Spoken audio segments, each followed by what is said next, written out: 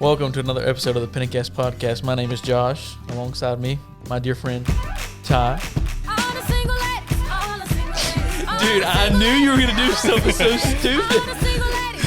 Oh, the single lady. Stay away, single ladies. That's what you need to do. Y'all are just so supportive of me, I tell you. Give us something to support, Josh. Yeah. Dude, I knew you had something stupid up your sleeve over there. What? Welcome back, folks, to another episode of the Pentacast Podcast. My name is Andrew Bella. Alongside me is always my good friend Ryan Sellers. And I am surrounded by idiots. Hey. Yeah. Guys. It's good to be back. Yes, Josh, Ty, how's it going? Well, we already know how it's going. Single. Dude. Oh my goodness. Hey, I thought that was a great opening. I thought you handled it well, and we just kind of let all the ladies know who are single that you're available. Just stay away. Josh, Yeah. put all your good qualities out there real quick. Yes. He's a good eater. Milk drinker. Lost about 10 pounds, so I'm a good eater. I'm very intelligent. Got an IQ of about 74. Are you laughing at me? Sorry. No. I mean, dude, I don't like to pin roses on myself, man. Y'all tell me some of my good qualities. All right. You got good hair. That's a rep. Good hair. Yeah. Andrew, What? I want to hear some of your good qualities about me. I've never seen you get angry. Well, okay. You are patient. You are a patient person. Very patient. What does this have to do with today's episode, folks? Well, I'll tell you. Today we're discussing relationship miracles. Which Josh fitting. has never experienced. Wow, that's super fitting. Sisters, if you're out there and you're looking for a good man, we may not have the best. Keep looking. That's terrible. But Right. if you need a miracle, we have one. Hey, I'm just a miracle in the making, man. That's right.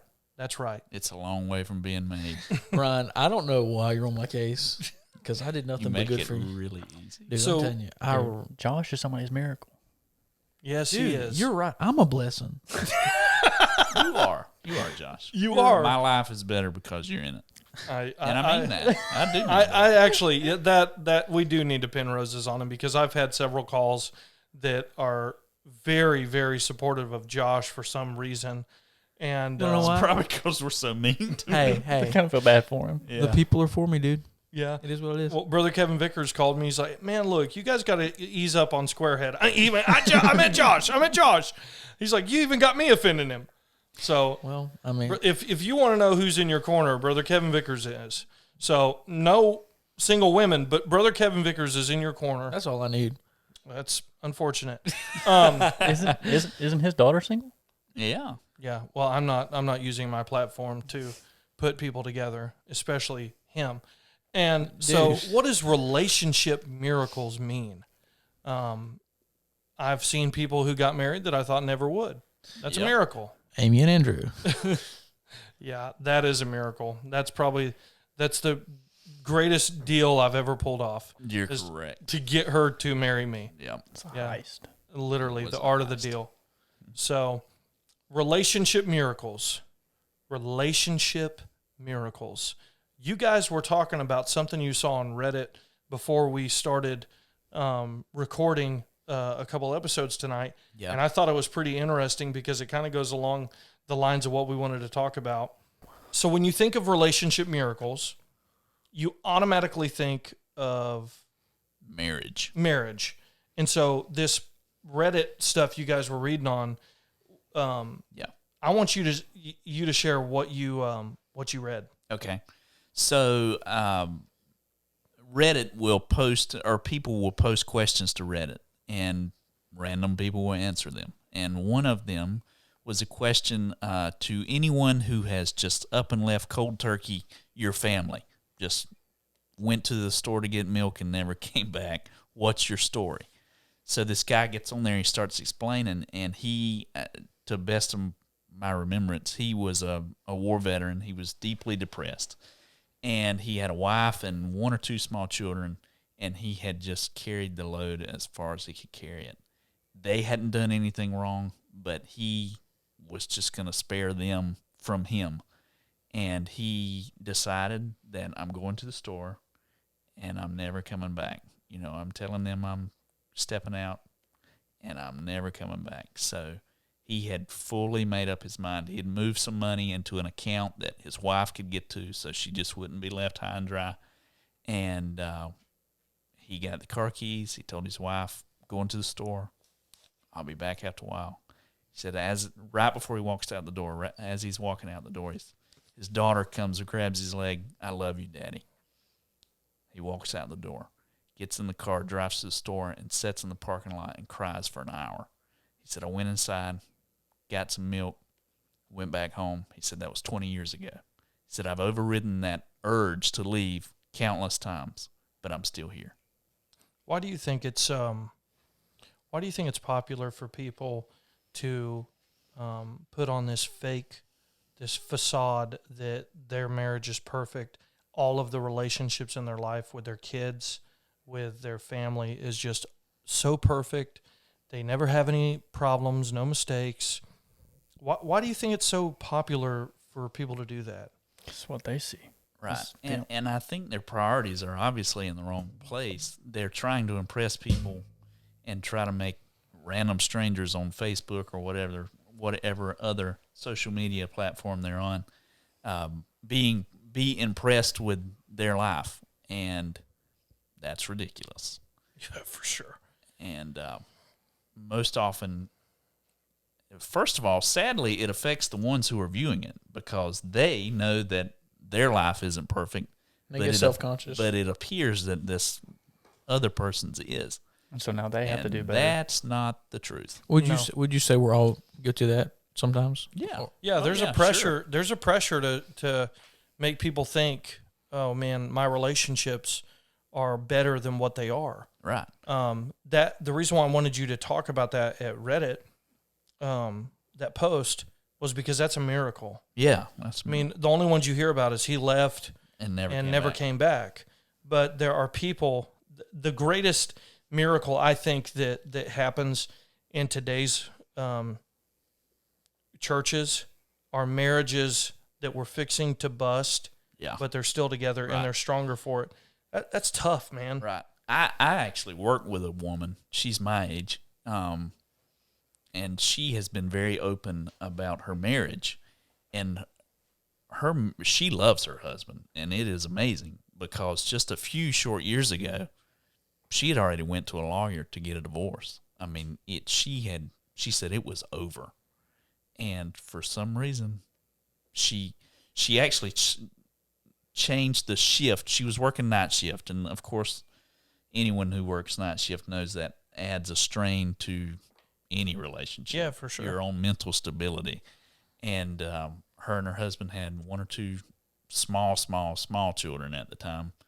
And she said, she realized the problem. She changed, went to day shift, and started putting effort into her marriage and literally saved it from the abyss of disaster. And she adores her husband. I mean, it's a relationship she's crazy miracle. About him. Yeah. That's a relationship miracle. Another form of a miracle is a father-son miracle. I had one. Back in 2015 when my dad died, the year before that, I took a Dale Carnegie class. Mm-hmm. You remember? I do. When I was transforming Changed into your life. It did. It was a great experience. Me and Brother Dave and Burnett have talked about this. I really believe that all pastors need to go through a Dale Carnegie class because it helps you manage people a lot better. And you realize how awful you were at doing it before. And then afterwards, you're like, hey, a lot of this is common sense that I wasn't putting into practice, but it just makes it a lot better. And he agrees with me on that. But during the time that my dad was just going downhill, he was drinking like crazy, And when I would call him, he was always drunk, cussing me out because I would get so belligerent. I would get so mad at him, hollering at him on the phone, Dad, you're going to die, and he would just come back. You don't understand. You don't know what I've went through. And literally I thought, I'm never going to see this man again. I hate his guts. He's never going to see my daughter. And it was such a toxic relationship from a man that was my hero my whole life. Mm-hmm. And me and my dad have always had a very good relationship. And here it is, the last year of his life, that little did I know that it was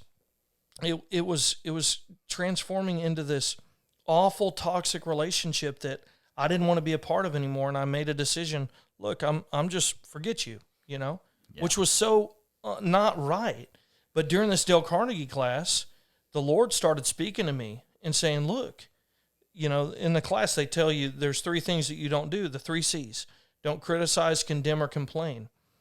And one of my favorite prayers is the serenity prayer, because it's a motto that I have to live with daily. God, grant me the serenity to accept the things I cannot change, courage to change the things I can, and wisdom to know the difference. All this negative energy that I'm putting in this relationship with my dad as he is literally dying is doing nothing but causing our relationship to be strained and severed, because I'm not in control of his actions. I'm not in control of what he does.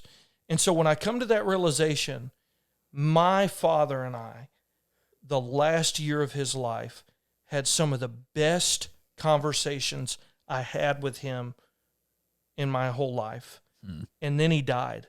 And you know what? I live every day knowing, thank God that miracle, that relationship miracle happened. Right. Because I would have lived with so many regrets. I would have had to come back and had a healing miracle with my mind, my mental state, because of things that I allowed. Just so much remorse. Yes. Grief. Because flesh wants relationships to be severed forever. Flesh wants you to say, I'm right, they're wrong.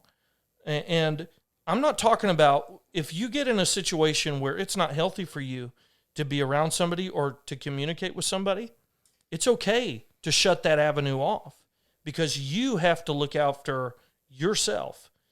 But never, ever get to the point where you close off so many doors where you don't have a relationship, because you will start to pattern your relationship with humans like you do God the Father. And if God speaks to you, well, you don't understand me like these people, I'll just do what I did with everybody else. I'll shut you out.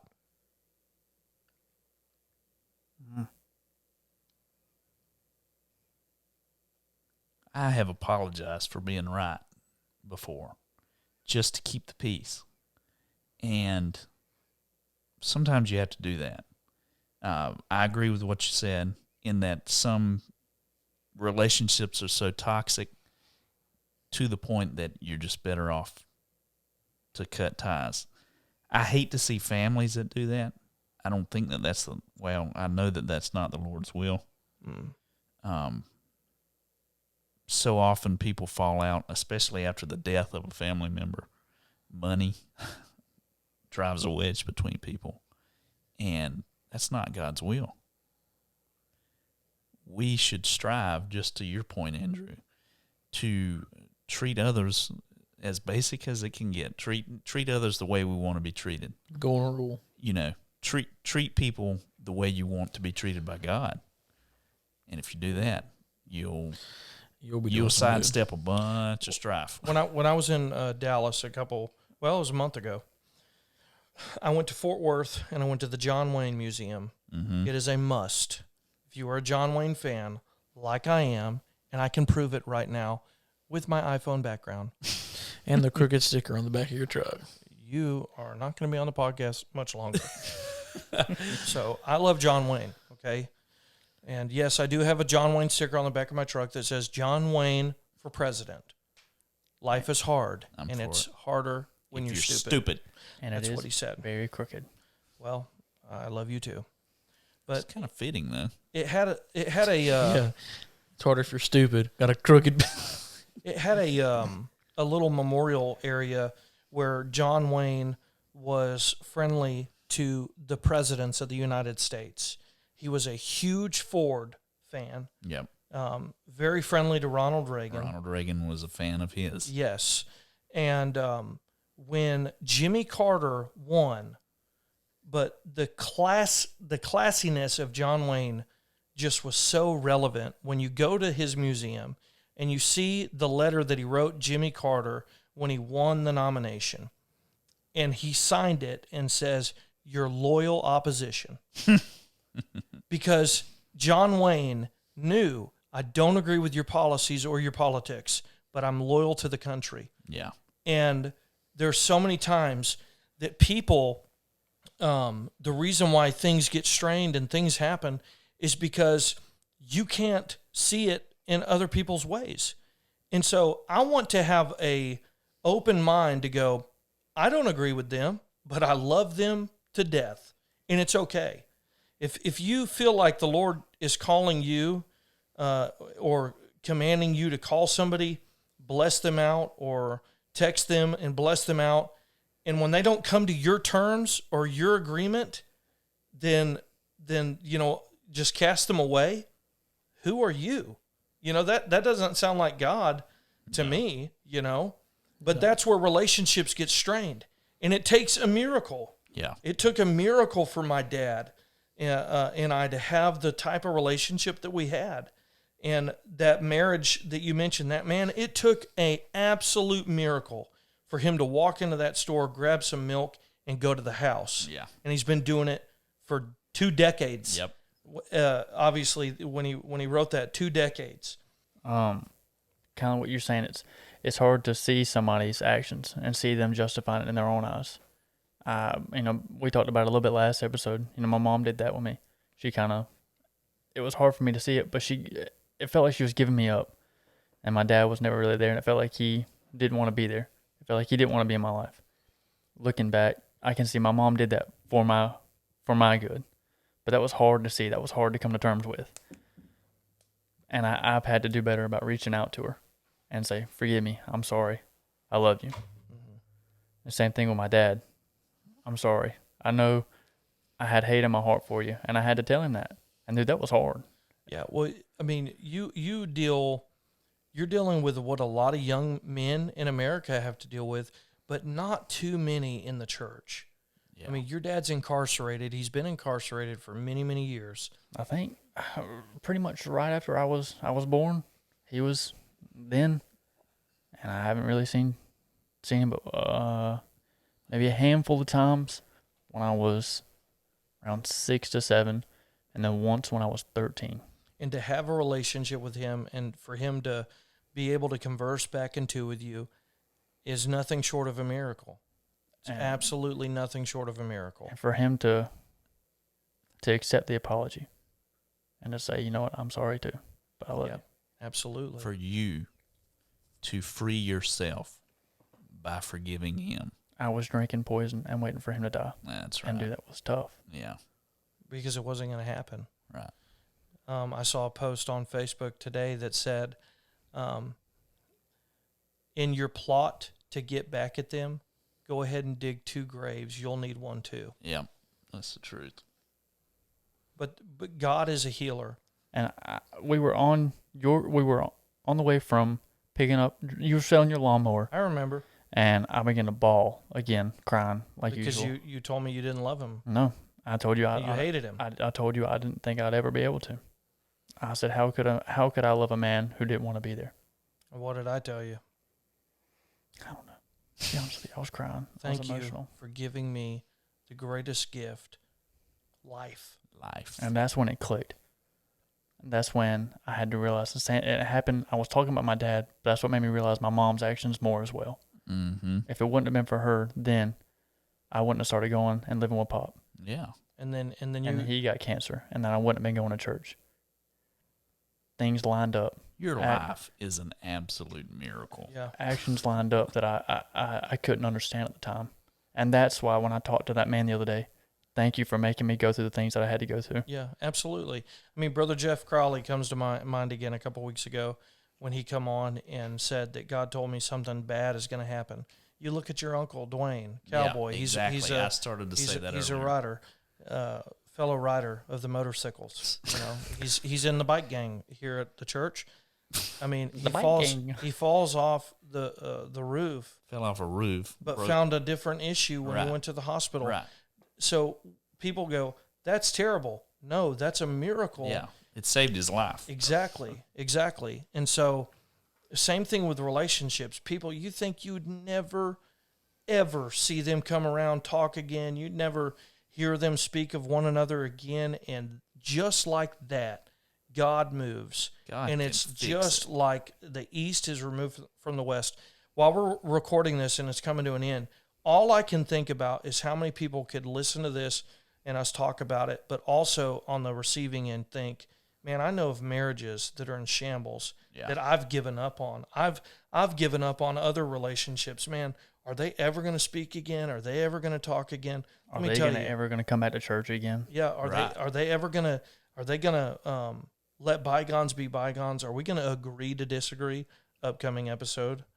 Are they just gonna? Are they going to let this poison take them down to the bitter end and sever all relationships? You show me somebody with a terrible, terrible relationship where they can't stop bringing it up. I'm not talking about, things happen. Misunderstandings happen. Don't get me wrong. But you listen to that one that's all they talk about. That's all they focus on. Move on. Get the miracle you need to move on. You may never be best friends with them again. You may never be going to lunch with them again. You may never have that. A marriage that is restored, it's restored by the power of Almighty God.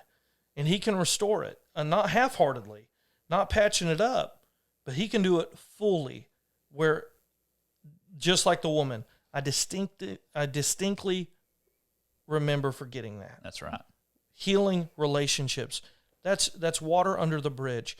You know what we don't need? We don't need any more, man, they split up. Man, they're it's another attack from the enemy. If he can divide us, a threefold cord is not quickly broken. We've got to be together. We don't have to be together on everything, but we have to be together. That's right. If you've got a situation in your life, even if you're right, I challenge you to reevaluate. I challenge you to look at that situation. It doesn't matter who did you wrong. It doesn't matter what happened. Look at it, reevaluate. If you will remember to love your neighbor and your family, I think you'll get free. I think you'll find freedom from that struggle you're dealing with. We love you. We hope you have a great week. Over and under.